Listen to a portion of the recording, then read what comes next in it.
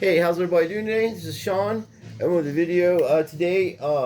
Some people were saying they just started getting into collecting, and they were finding out that they had tins around the house and wanted to know if they can use tins and things like that to store their cards. And my answer is yes.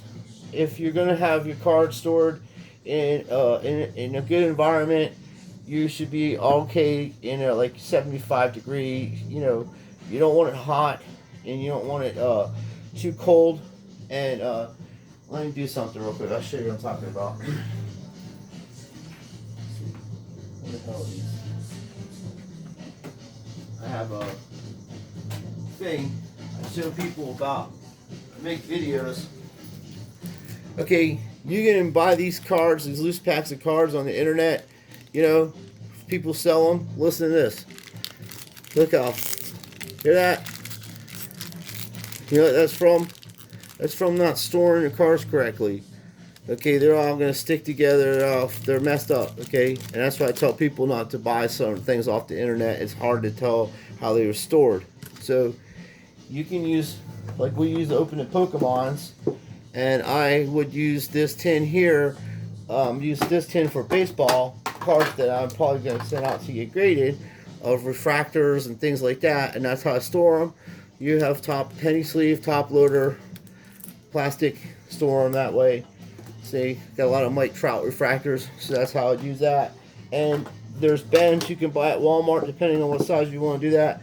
You would use the bend, put them in there like that. Then you categorize it to which ones you're going to use first. And then same with these lunch boxes and stuff you get. You can use them. You know what I mean? Pretty cool. And I put my Pokemon cards in there that I'm going to get graded. I have a whole bunch of them in there. There's different ones from every era pretty much. And got full arts and things like that. So you can use that. And once again, as I said, you would want to make sure that they're the environment to keep them in is in a controlled environment around 75 degrees. And then with the bend that you would put them in, you should be all right. And then cards like I have rare cards, really super rare cards, and I put them in my bend like that because I got a Yugioh one. So if when you open it up, like, oh cool man, Derek Jeter, ST foil super short print one, right? Yeah. And then underneath them, I have the ones graded, and they're graded Gem 10. Okay, they're 10s, and PSA. The population on this gold foil one is 4 on the population of the gold foil. You can look it up on the internet, on eBay, and 1995 Upper Deck Derek Jeter Rookie Electric Diamond Gold, and then you have the Upper Deck, same one. Then you have the Upper Deck Rookie Electric Diamond, which is the silver foil. Badass, huh? Yeah, perfect 10s. I've been collecting Jeter stuff for a while, so anyway, that's how I was stored that, because it's all the same kind of cards, and that's a different one than the other two. I don't think this would be a 10. It might be a 9. I pulled a lot of these cards myself, and I try to take good care of them, you know what I mean, as you see. And then, put them like that, and then the bend on top, and then I have a bunch of other stuff that I do. And GMA, when you buy from GMA, they'll send their boxes in like that. Okay, so when you're doing the GMA, they send them in like that. And look, holds quite a few cards there. This is all Young Guns in Park House from 2016. There's Mitch Marner, and I have Austin Matthews in One Touch. And I have a couple PSA 10s of Austin Matthews. And with my Connor McDavid, I have those in my safe because just some of them I don't keep out in my boxes loosely. So yeah, all the really good ones. I mean, I had a lot of that William Nylander. I had a lot of this stuff graded when I first got it by GMA because PSA was taking too long, and I was, I got 9s and 10s. Patrick Lane, the Park House, Mitch Marner's. I got a whole bunch of them from from that series. The Park House Hockey, I thought 2016 was their best series, I think, in a long time. It's very cool. You get these. Let's see if I can find. Oh, there's some old time football ones too. Put them there. Anyway, the point is, you can store the and even hold fabric cards. You got Sid the Kid fabric. It came out in '06. So these hold quite a few cards. And there's still, you can even put a few more in there. You can, like these two right here that should go in there. And the perils. So that, and then like I said, you get the bin.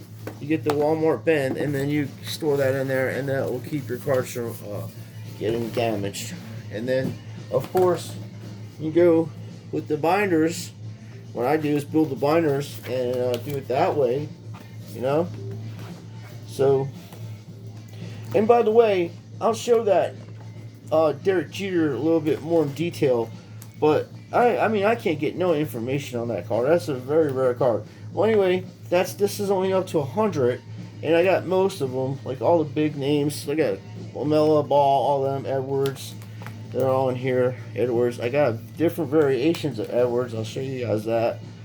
And there's a Ball there again. So, like I said, I like putting the sets together, and we did find out some information. I'm going to be doing more videos on that. Why there's no cards on the shelves at Walmart, and it has to do with the people that are working at Walmart are in on what's going on. So they're actually the ones buying all the stuff off the shelves. And before anybody can even get there, there's a guy that made a video about this today. Extreme Sports Cards, I think it is, or something like that. He's a straight guy. And he made a video about somebody like us going to the store, waiting in line 2 hours for the store to open up. And guess what? When he gets in there, the employees, probably like 4 or 5 of them, have carts full of cards. Optics, Don Rush, you name it. All brand new stuff, all in their carts. These are Jordans and stuff. I got this out of like when you put 50 cents in a machine, it comes out, you get one of those cards. So these aren't really gradable. I just thought they're cool. I got them back in the day, like a long time ago. And then I have some McDonald cards of Jordan. They're pretty cool. There's a series. It tells you how to do a layup. I'm listening. And then I got my 86s, the Flair, and this pretty cool in there. And then I have the 101 I sent to Beckett, and they sent back to me, and they didn't know if it was the one. I couldn't get the authenticity on it correct, so I'm gonna send it to PSA. So because I called them, they said they just couldn't tell if it was when it was stamped, but they were gonna grade it altered. So and because when I called them, they called me back, and they said, well, we can grade it altered, and I was like, no, don't do that. Just send me the paperwork. I'll send it out to somebody else. And so anyway, that's how that worked out. Anyway, we got this card. This is the Upper Deck Spokesman, 2009 Upper Deck Spokesman, but actually it's 2009 Upper Deck Ballpark Spokesman. And this is numbered out of 25. And how this worked out, I think it's a 500 card set, 499 card set. You got a pack, and you open the pack up or whatever, and out of the pack you're guaranteed at least one hit, an autograph or number card. But the chances of pulling a quad number card starting at like 100, number to 100, is 6 million to 1, and then as it goes down, it's like, I think the odds of pulling this card was like 9 million to 1. So got this at the card shop a while back, like around 2009 when this product came out, and I seen a guy get he had a Jordan, no, it wasn't Jordan, I'm sorry, it was Bill Russell, and how else was it, Brewer, and another power, Moses Malone, and then Dr. J. It was like, and then LeBron James. And it was like 5 good players on there, and they all signed it. And then Kobe was another autograph they were looking for, but that's what it looks like. And there's only 2 on the internet right now. and one's listed for 3,000, and the other guy has it listed for 14,500, which I'm pretty sure it's close to that range because of the variety. It's very like, you look it up on the internet, you can find out some information about it. I read a lot. It's hard to get this card. Anyway, and then you know, we had them breed this for us, the Patrick Mahomes hollow. So, and then I use this tin, as I said, to store stuff. I got a bunch of autographs in here, big cards and stuff. And then I got the pack that I pulled it out. It's kind of funny. So that's what's going on in the card world there, as far as why you can't buy no cards, is because the people that work at Walmart are allowed to do that. They can purchase stuff, and then if you got family members working there, they know when the guy comes in, they buy it all off the shelf. It doesn't even hit the shelf. It's like it hits the shelf and they just take it right off the shelf and then go ring it up. And then you're like, wow, I've been waiting 2 hours for the store to open up, and like, there's no cards here. The guy just left. And then you see what's going on. This dude is pretty irate about it. I personally think she's put a limit on there, a daily limit. It's gotten to that point, and the only way to fix this really from getting more out of hand than it already is to contact Pentium and contact Tops and let them know that you can't buy cards for your kids because the Walmart employees and Target employees are pirating the cards and reselling them on eBay for astronomical amounts of money, triple the amount, and it's also affected the PSA market because of it. PSA is grading accordingly because they're saying that you're getting thousands of dollars for these cards if they come back PSA 10s. And they just caught a guy a couple days ago in Florida. He's been trimming cards from 2012 or 2013 to present time. He's made over like $4 or $5 million doing this. He's in Florida. They caught him. A guy made a video on that. Also, it's despicable. PSA graded these cards, and then he was selling them on PWCC. And I'm not gonna put it on PSA like they didn't know what was up or whatever. They're just overman. Like, there's too many cards coming in, and maybe they got some slip or whatever, or maybe somebody was in on it. We don't know. There's a lot of money in these cards.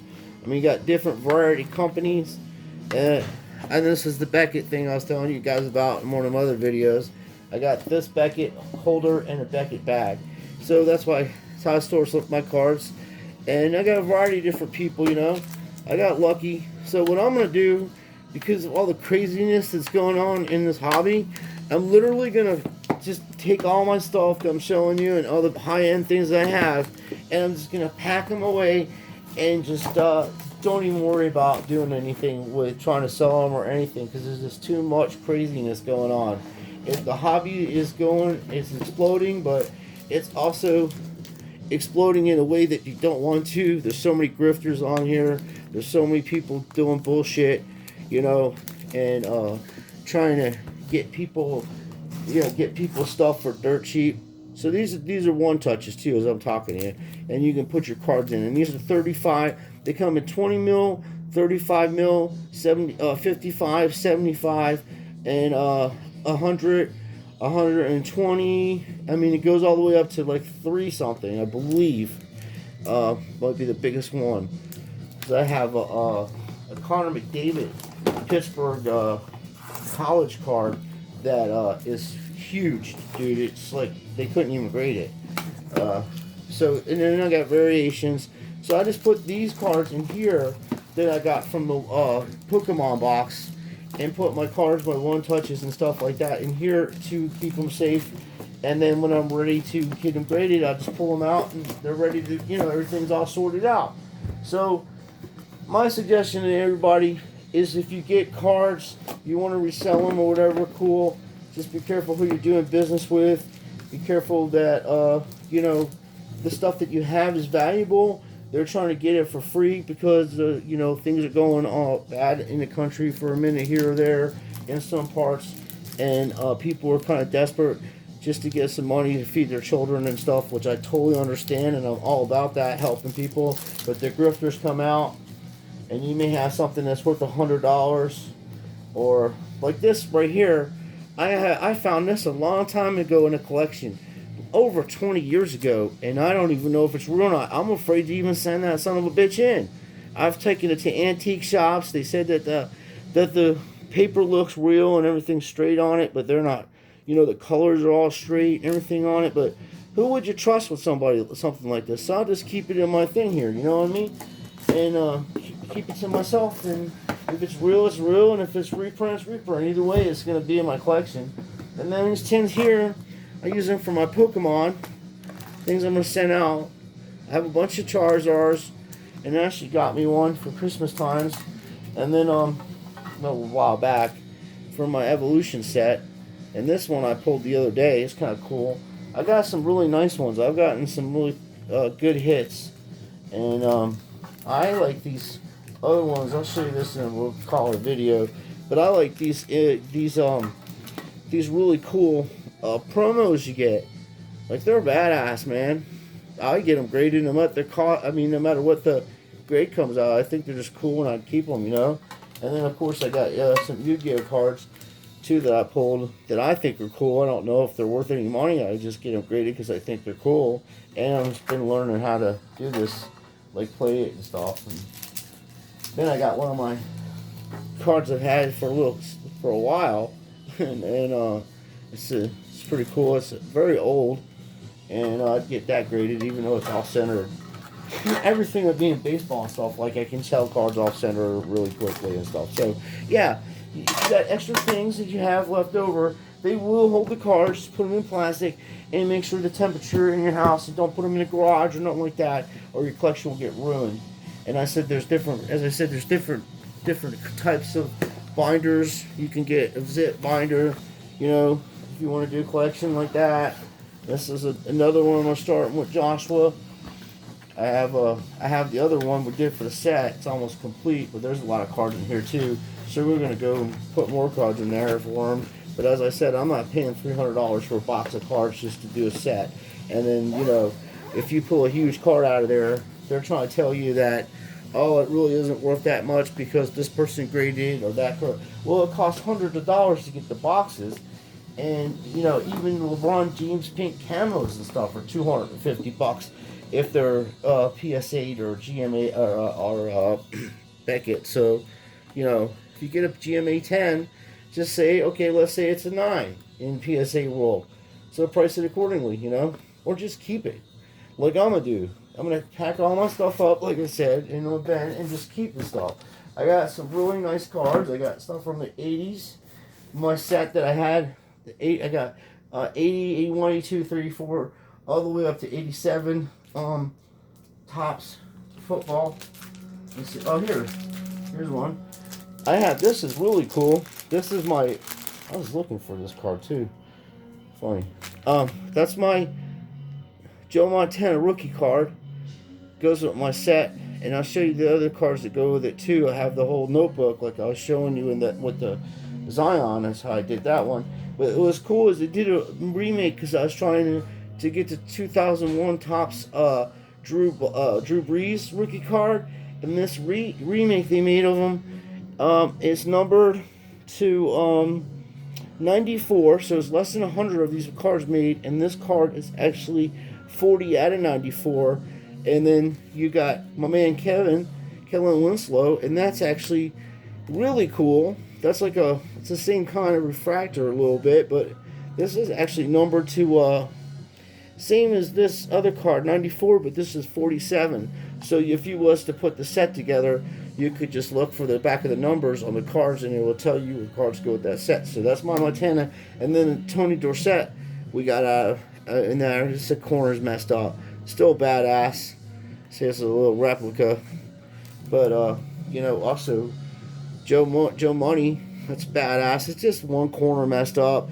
There's a little corner there. I'd say it'd be an 8, maybe, you know, 8.5.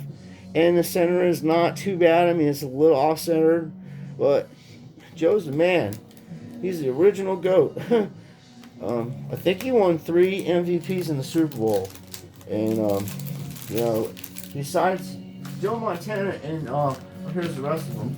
Joe Montana and Tom Brady are the most calmest people you could ever see in any kind of critical situation. when it comes to football. See, this is one of his last cards, Joe Montana. He had the Chiefs on there, and this actually is TP1. And then on the back, you got this guy that threw 164 interceptions and is in the Hall of Fame. But Barry Bonds can't get in the Hall of Fame. Anyway, this is awesome cards, short print.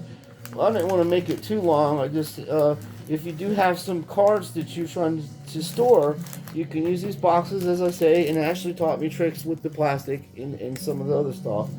And you put them in there, and they'll hold a lot of cards. I mean, they're nice boxes. You can get, like, I think for $15 you get 3 of them and put them together. And we have tons of them. So, and as I said, the lunch pills, and then you have the variations to do the binders, and they'll hold 360 cards in there. So, and this is a 100-card set.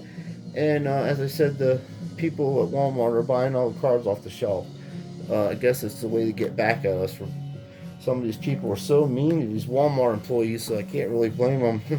But just can you leave one Pokemon or one basketball or something so I can at least see what they look like? I know I'll not ever get the rest of them. I just want to see what they look like. Anyway, thank you for watching. Please like and subscribe. And if you have some better ways of storing stuff, since people were asking, and if you have some information on this 95 Upper Deck Gold Diamond Foil card, it's actually 1995 Upper Deck Rookie Electric Diamond card. Okay, so let me know about that, because I've been looking to try to find information about it, and if I was to sell it, I want to be accurate and tell the buyer as much as I know about it, because I try to sell stuff that people can actually, when they buy it, their investment is going to be good, and it'll just make them money and later on in life, and it's be cool, something cool that they can have and not junk stuff. So I appreciate you guys, ladies, everybody watching. I do. Thank you, and I appreciate your support. So please like and subscribe to our channel. And like I said, if you got some feedback to help people store cards or come across different ways of doing stuff, or have any suggestions, please leave comments and we'll share them. Okay, thank you.